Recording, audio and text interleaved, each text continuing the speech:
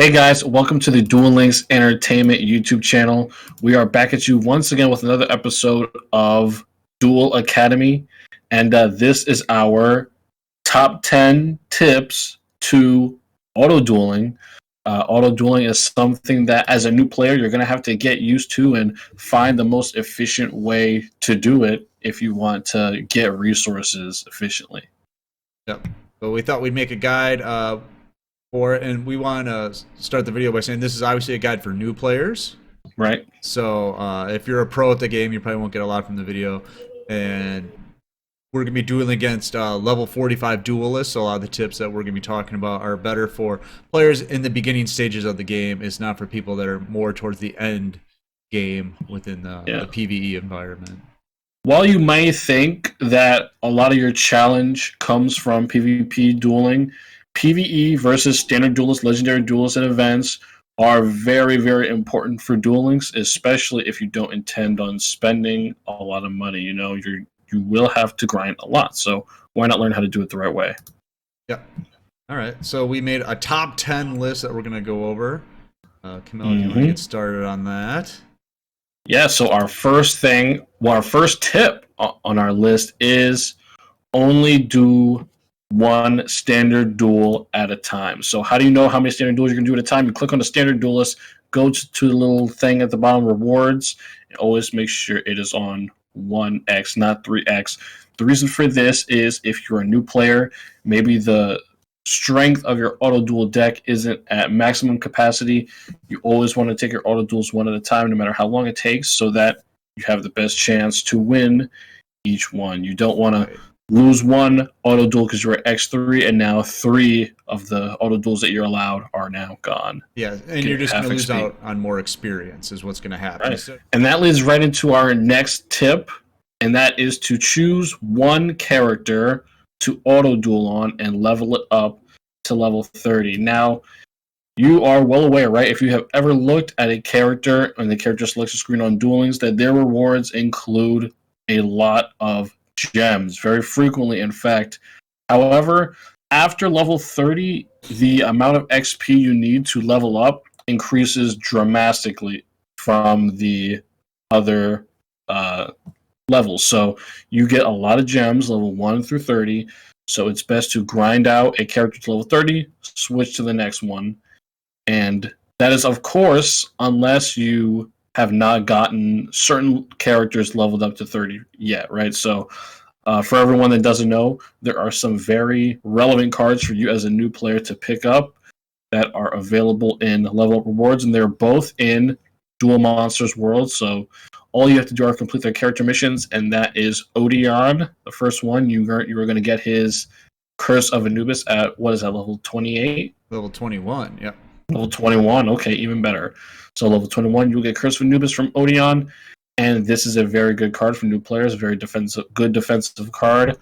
And the next one is Windstorm of Itaqua from My Valentine. Yep. This is at level 25. Again, another good defensive back row card that you're going to use a lot in your auto duel decks, and as a new player, you'll also be using a lot. So these two characters are the most important for you to get to level 30. And just to mention it, you should always prioritize characters that you have a card goal in. So something that is only obtainable by level up rewards, that should be your priority to level up characters when auto dueling.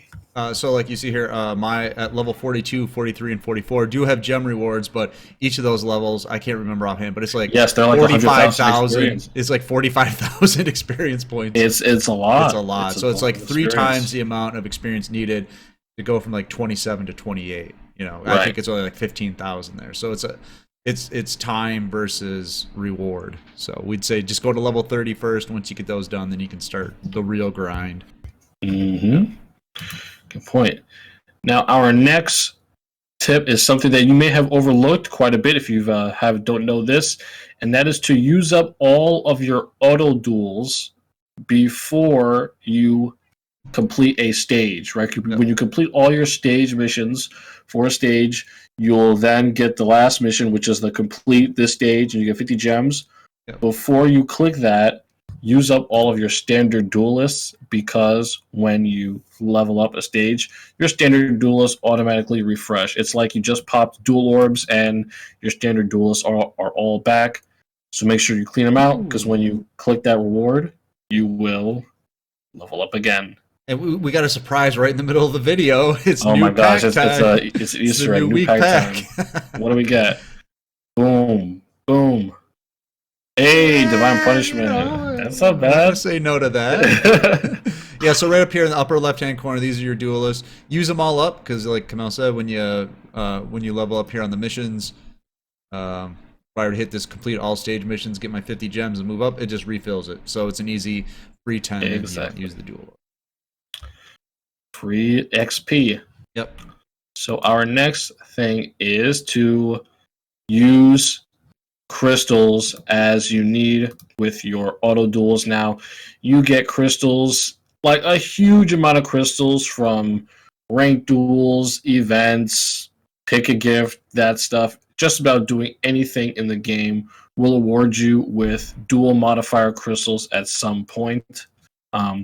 These are the items like extra card, extra life, result booster, Right here, yeah. experience booster. You're gonna click items. I think it should show if you click it. Yep. Yeah, there you go. So basically, what you want, the only thing you would really want to use for auto duels is experience booster, right? And that is if you are very close to your goal of getting a card or more gems, and you want to get it a little bit faster. Experience booster, and again, experience booster only grants you bonus experience for one duel, right? So if you do X3, you're only going to get boosted experience for one of those 3 standard duelists. You're not going to get triple boosted experience when you do X3. Yeah. So keep that in mind. And our next tip right off that is to save your orbs for the 1.5 times experience event.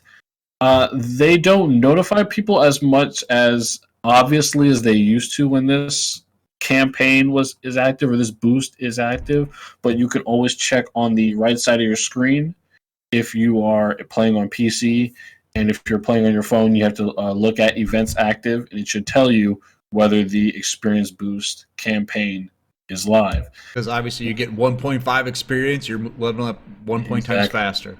So you are getting a lot. So that is 750 experience from each standard duelist win, 375 for a loss, and your Vagabond is even more. Those are the best. Leveled up. Yeah, those will level you up like at least 4,000, 5,000 XP if you win during a experience boost period. Right. So yeah, save your orbs for that, and you will definitely be able to grind out a character efficiently. So those first 5 tips were just some basic things that we wanted to include about auto dueling that you should keep in mind when building a deck, auto dueling, when you reach a new stage and there's new auto duelists that you don't know the decks for. So just things to keep in mind.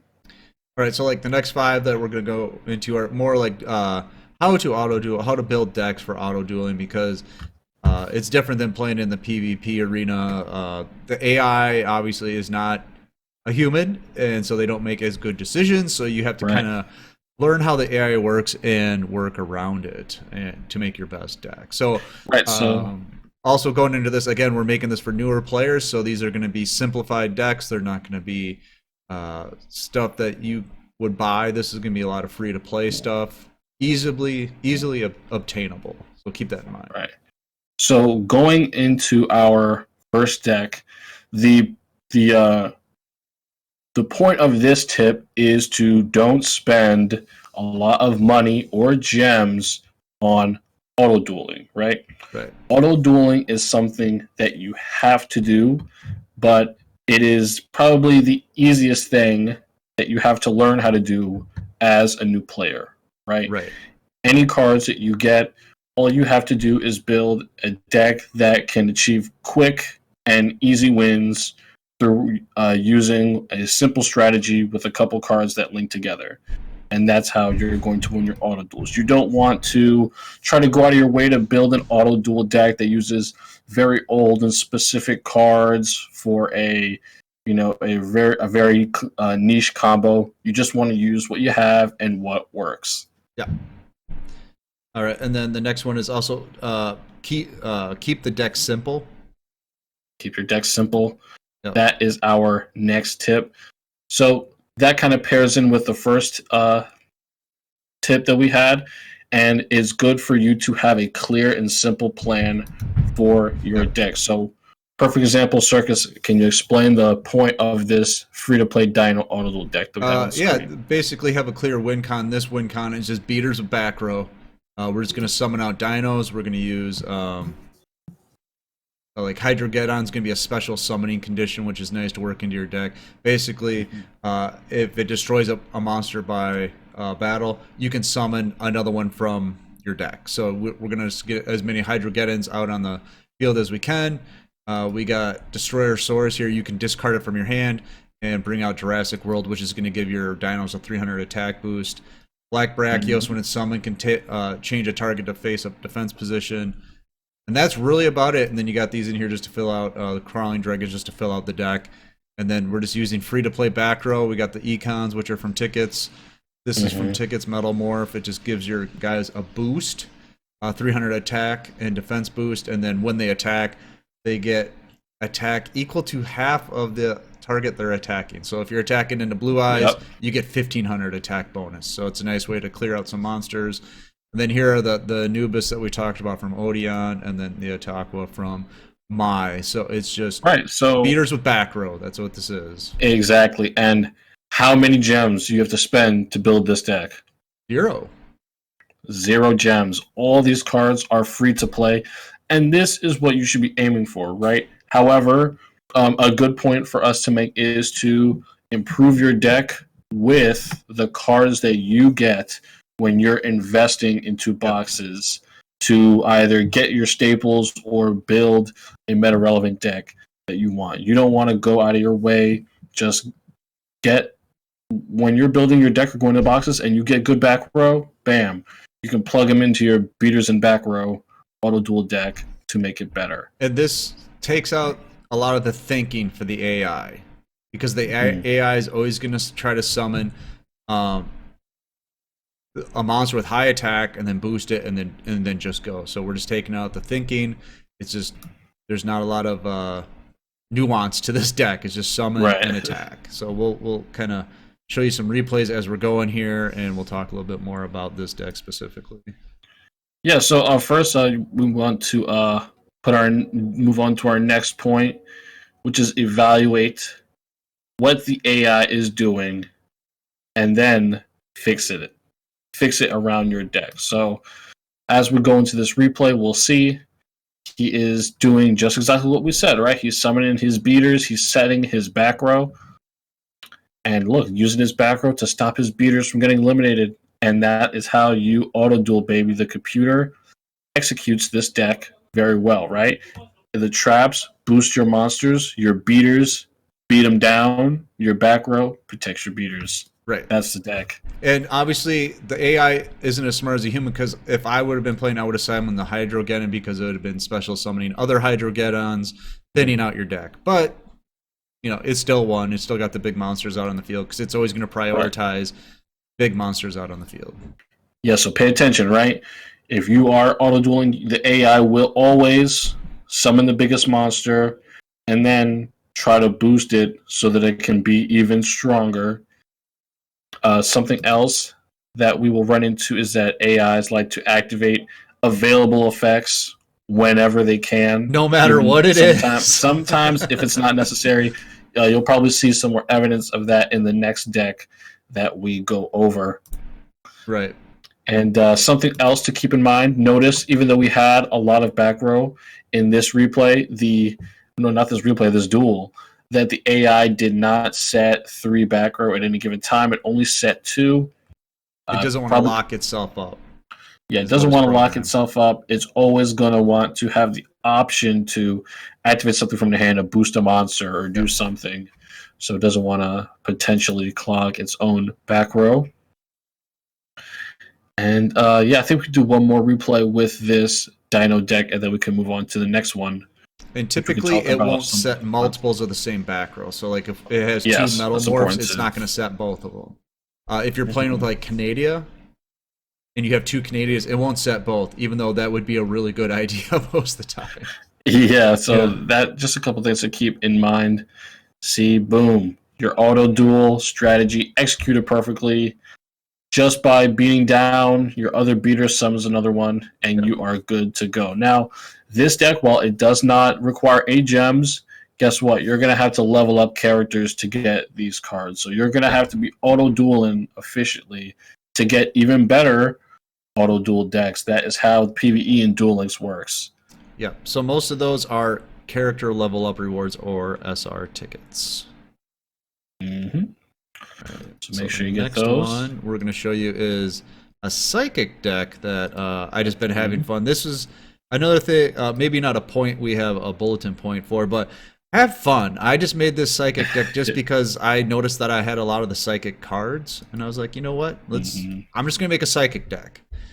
And this would be if you got a little bit more money, right? Not really money, but so I did go into a box on this. I can't remember what I was even going after, but a lot of these cards are in the same box.